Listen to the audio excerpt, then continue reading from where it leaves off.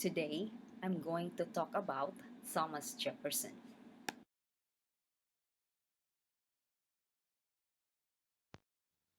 Thomas Jefferson was one of the founding fathers of the United States.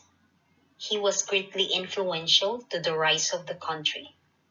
Jefferson was born April 13, 1743 in Shadwell, Virginia. He was the third of the 10 siblings. His father, Peter Jefferson, was a successful surveyor and a cartographer or map maker.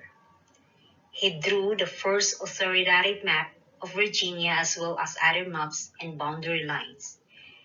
His mother was Jane Randolph Jefferson. When Jefferson was young, he spent his days exploring woods and reading many books. He started boarding school at 9 years old, where he even studied foreign languages such as French, Latin, and Greek. In 1760, Jefferson started attending William and Mary College at the age of 16. It was there that he developed a study habit of studying for 15 hours per day. For Jefferson, study was never wasted.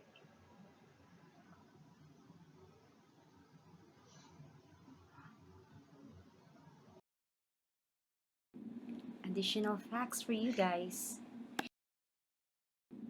Additional facts for you After guys. attending William and Mary College for 2 years, Jefferson began studying law under George Wythe.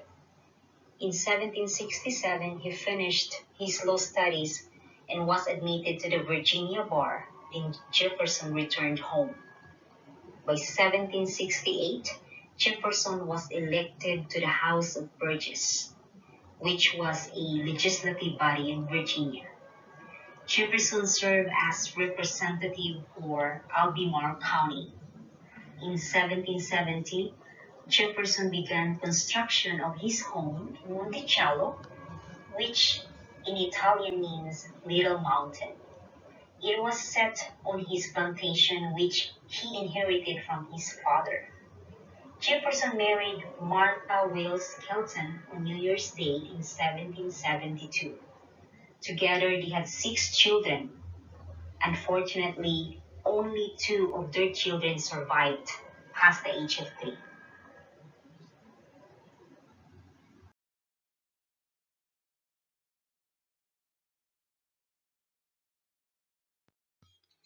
In 1774, Jefferson was elected as a delegate for the First Continental Congress.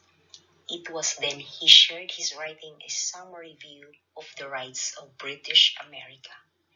It talked about his displeasure with Britain and the reaction to the Boston Tea Party. This cast a favorable public view for Jefferson, mainly for his views on pushing the independence from Britain.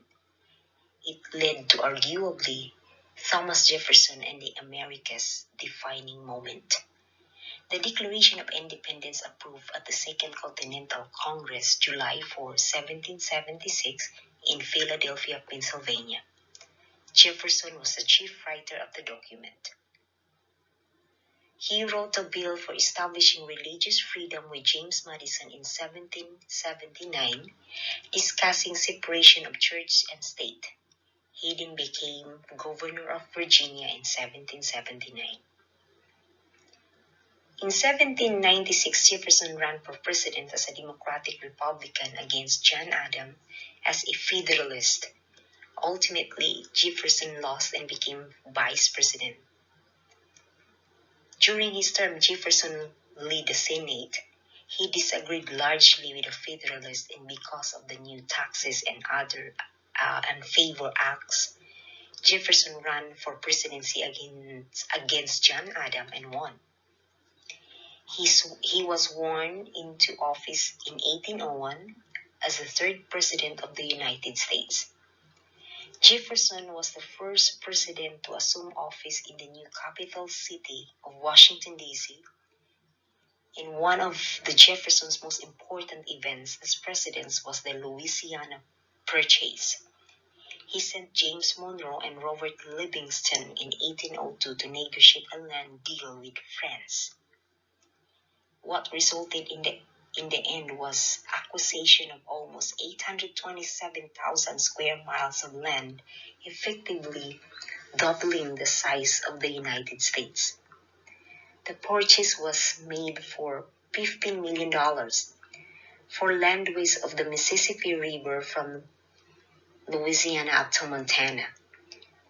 This made way for the abundance of farmland and natural resources. Because of this acquisition, Jefferson ordered the Lewis and Clark expedition of the acquired territory with hopes of mapping the new land.